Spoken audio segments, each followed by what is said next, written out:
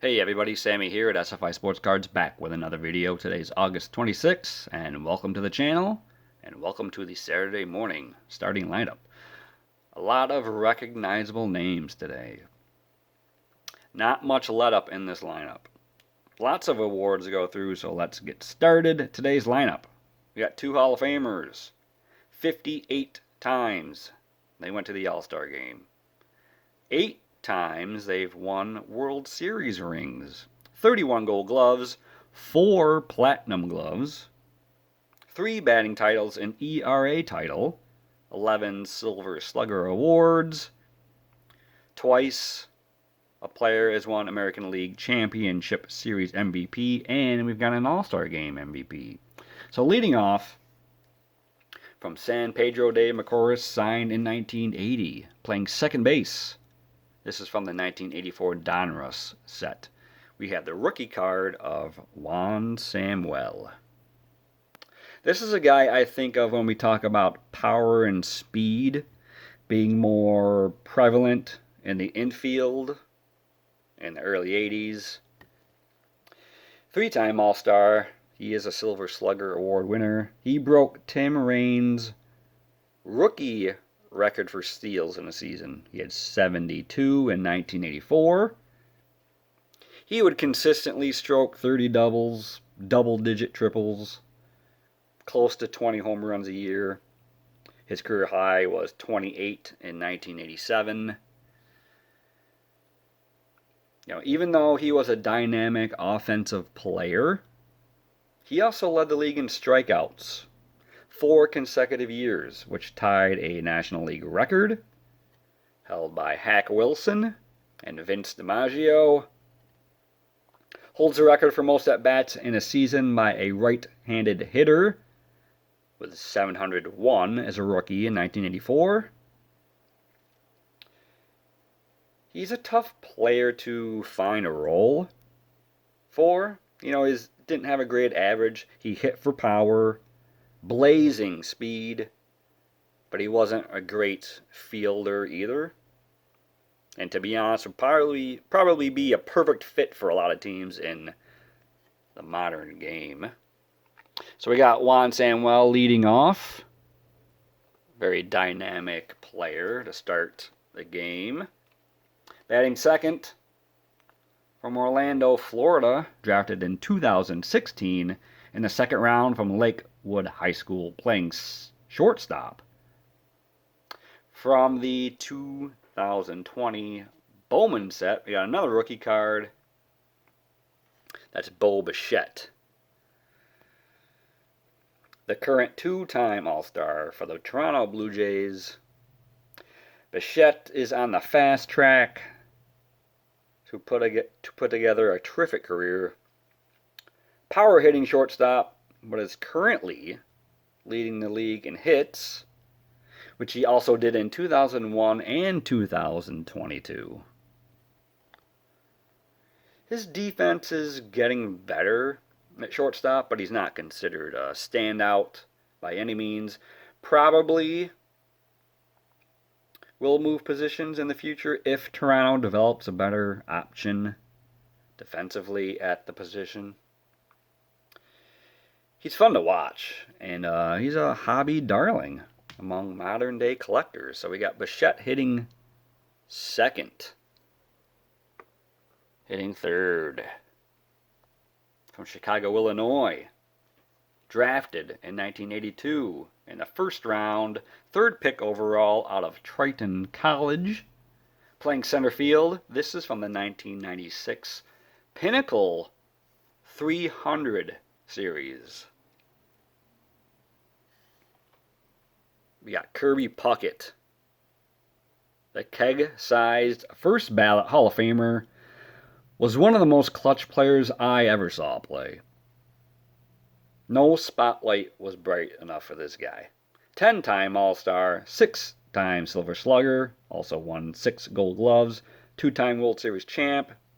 He won American League Championship Series MVP and All-Star MVP. Won a batting title in 1999, hit .339. His career high was .358. In 1988, he finished third. MVP voting that year to Jose Canseco and I believe Mike Greenwell. Led the league in hits 4 times, RBIs once, and total bases twice. And that's just the offensive side. Multiple times he led the American League in putouts, assists, double plays in center field. He finished with a career average of .318. And when he retired in 1995, at the age of 35, he had the highest right-handed batting average since Joe DiMaggio. Now, you might not think of it now, but when I was a kid collecting cards, his cards were very sought after. And I still pick up one here and there nowadays. Tremendous hitter, tremendous defender in center field. Kirby Puckett hitting third.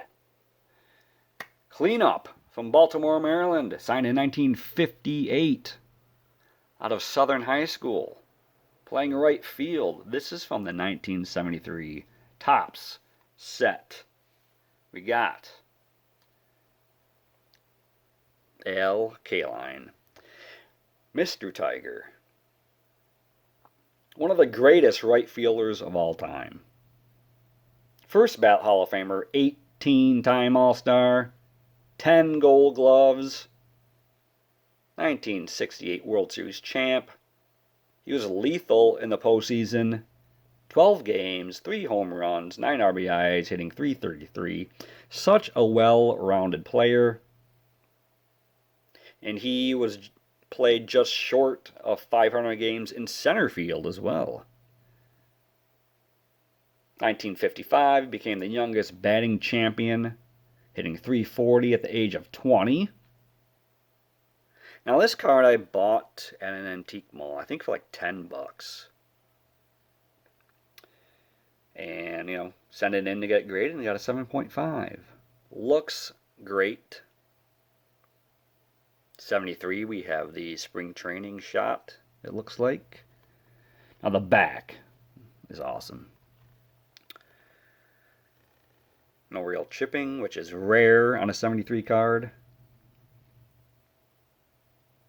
Now Kaline, he finished his career with 3,007 hits. But did you know after he turned 30, he never had 500 at-bats in a season until his very last year when he was 39 years old. So I'm wondering how many more hits he would have compiled, if he appeared in more games after the age of 30. But that's for a different discussion. We got Kaline hitting 4th in the lineup. And now hitting 5th. From Caracas, Venezuela, signed in 1979, playing first base. This is from the 1986 Fleer set. And we got another rookie card. That is of the Big Cat, Andres Galarraga. I've heard that he should get some more Hall of Fame consideration. And, I'm not totally against it. He was part of the Blake Street Bombers in Colorado with Dante Bichette, Larry Walker, Vinny Castilla. But he also hit in Montreal. He also hit in Atlanta. 5-time All-Star, 2-time Gold Glove winner. Won the Silver Slugger twice. Won the batting title in 1993, hitting .370. Now, was he the first player to lead the league in hits and strikeouts in the same season, 1988? Let me know in the comments if you know the answer to that. He also led the league in doubles, home runs once, RBIs twice, strikeouts 4 times, total bases once. A great fielder, quick reflexes, Won the Comeback Player of the Year award twice, once coming back from cancer. He's tied with Al Kaline, back-to-back in this lineup with 399 home runs. He's got 2,300 hits, 1,400 RBIs, batted .288 for his career. Maybe not a Hall of Famer, but at least let's have a discussion about him. You know, I don't really hear a discussion, even though some people do think he should get consideration. First Rocky to be inducted in the Colorado Sports Hall of Fame, and he was their first All-Star. So, hitting fifth, a big bat in the lineup, Andres Galarraga. Now, hitting sixth, from Westminster, California, drafted in 1989 in the 5th round out of Westminster High School, playing left field. This is from the 1992 Upper Deck set. We got Ryan Klesko, one of the great home run swings from the left side of the plate. And you know what? Let's take a look at some clips. I believe the first one's from the 1999 National League Championship Series, and the second from the 1995 World Series. And that's going to go way back in right field. 2 swings of the bat, 2-1 Atlanta.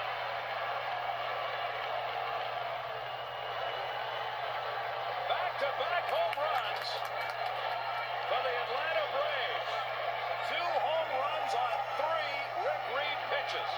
You can see the reaction of Klesko as the ball goes over the wall in right. And they both pitched a lot last night as that's drilled to right field and out of here. So Klesko didn't like the call on the prior pitch, and then Hill sends one into the groove for him, and Klesko, who homered off Hill on the 9th of June in Atlanta when Ken was with the St. Louis Cardinals, duplicates the feat here. 1-0. That was before tonight's game, the last regular season at bat against Hill, a home run by Klesko. And we said the offense never lays a finger on it, but they occasionally lay the good part of the bat on it, and that's what Klesko does here. Split finger fastball, and it's a rocket to right. So, beautiful swing, in my opinion, from the left side. It's got a little bit of a flair to it. He did have some great bat flips, if you're into that type of thing. He could have easily won the World Series MVP. He homered in 3 straight games, had an OPS of over 1,200. I believe Tom Glavine won it.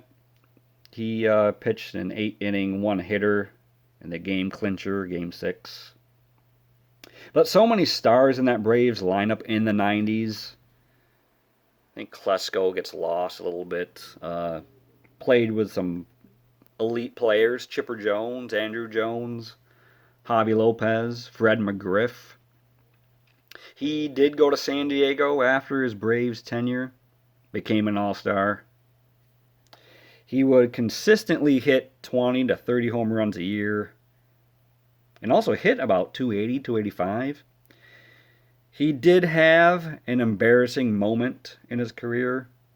Game 4 of the 1999 World Series, facing Mariano Rivera. Rivera broke 3 of his bats in 1 plate appearance. I will try and put that clip in the description box. But we got Klesko, very underrated hitter, in the 6th spot. Batting 7th from Centralia, Illinois. Centralia. That sounds made up, but apparently it is a real place. Drafted in 1979 in the 1st round, 11th overall, out of Northwest Missouri State University, playing 3rd base. This is from the 1988 Topps Rite Aid set. We got Gary Gaetti, hitting homers, having a decent average, being a vacuum at third base. That was Gary's calling card. 2-time All-Star, 4-time Gold Glove Award winner, American League Championship Series MVP, World Series champ in 1987, Silver Slugger. 4 different times he led the American League in putouts, assists, double plays, 3 times in fielding percentage. He hit 360 career home runs. Nicknamed the Rat. Why? I mean, just look at him. Fits perfect. In 1987, he became the first player ever to homer in his first 2 postseason plate appearances. When he retired in 2000, only 2 other players played more games than him at third base. And I don't have an earlier card. Well, I probably do. I just have to hunt for it. But he had one of the great mustaches early on in his career as well. So if you run across one of those early Gaetti cards, you'll understand what I mean. But we got Gary Gaetti hitting 7th and batting 8th. Bayamon, Puerto Rico, drafted in 2000 in the 4th round. At catcher. This is from the 2015 Donruss Elite Series set, numbered out of 399. Yadier Molina. So many accolades.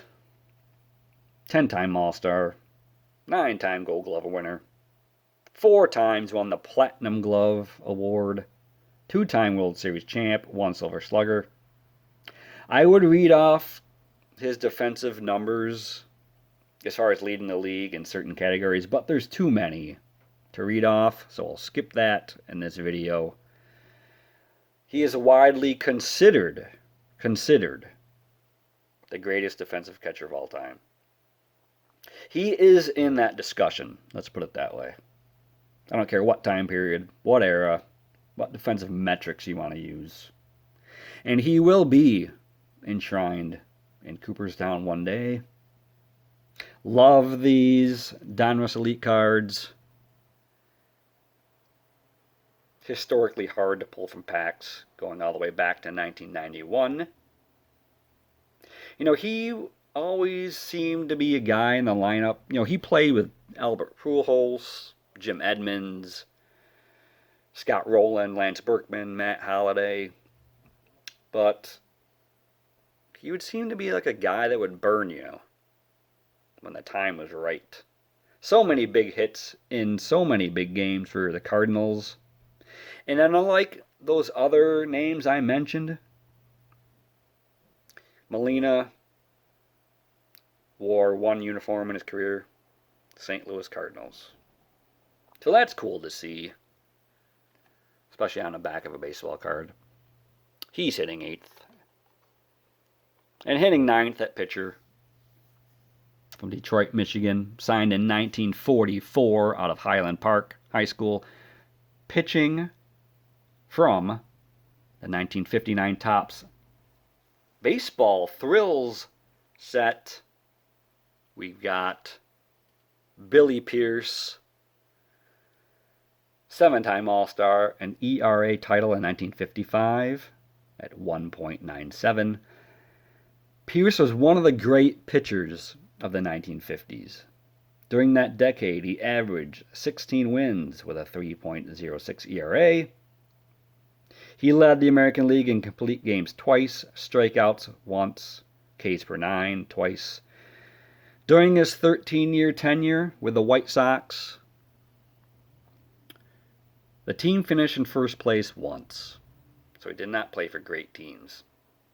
He's credited with a World Series championship in 1945 with the Tigers, but he only pitched 10 innings that year and did not pitch in the postseason.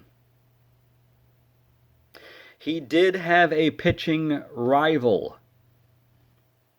That would be Whitey Ford, as the two left-handers faced each other as starters 14 times from 1955 to 1960.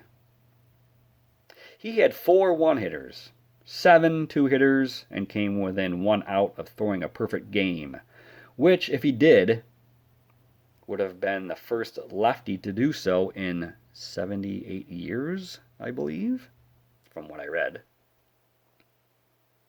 So, a very capable, very durable, will take the mound, almost every start. Billy Pierce, very overlooked in the hobby, very overlooked in baseball, to be honest. Unless you are familiar with him, then you know how great Billy Pierce was. I'm going to end it here. Another great lineup. Let me know your thoughts. Leave a like if you enjoyed. And I'm going to have a plug here. Most of you know, but tune in tomorrow for a bit, if you can, for Collectors. Channel friends Theo, Clemente Collector, John, 3D 80s Kid, Caesar, Pepino Man, and James over at Elite Hunters. Some great guys going at it for 8 hours. Tomorrow, I'm going to have tremendous guests. They're going to have some card giveaways. See you there. Say hi if you see me in the chats. But have a great Saturday. Have a great weekend. Talk to you soon. And be safe out there.